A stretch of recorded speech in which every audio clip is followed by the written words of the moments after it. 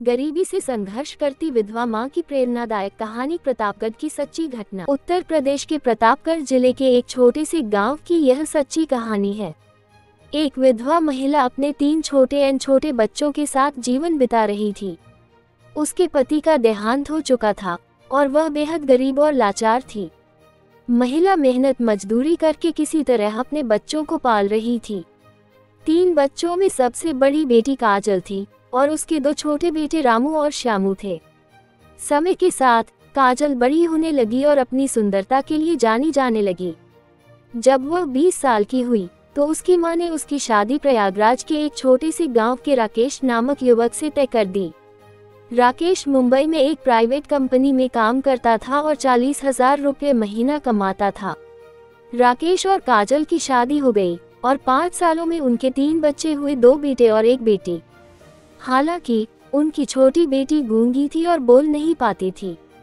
शुरुआत में सब कुछ ठीक चल रहा था, लेकिन समय के साथ काजल का व्यवहार बदलने लगा। उसकी दोस्ती राज नामक एक युवक से हो गई और वह चोरी छिपे उससे बातें करने लगी। धीरे धीरे ये दोस्ती अवैध संबंधों में बदल गई। जब राकेश काम से मुंबई में होता तो काजल राज को घर बुलाती और दोनों साथ समय बिताते। एक दिन जब राकेश अचानक मुंबई से लौटकर घर आया तो उसने बेडरूम में काजल और राज को आपत्तिजनक स्थिति में पाया। ये देखकर वह स्तब्ध रह गया।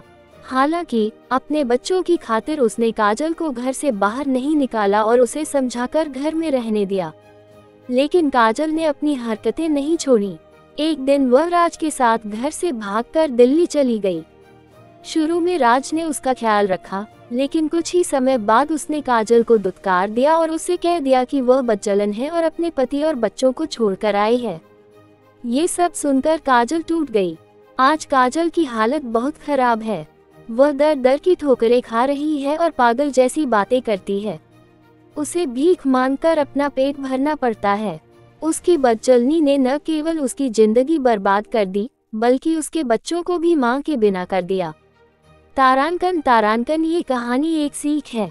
तारांकन रिश्तों की कद्र करनी चाहिए और अपने परिवार को प्राथमिकता देनी चाहिए। गलतियां केवल आपकी नहीं, बल्कि आपके पूरे परिवार की जिंदगी पर असर डालती हैं।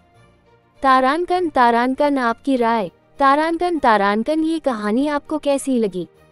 इसे जरूर साझा करें ताकि कोई और ऐसी गलती न करे।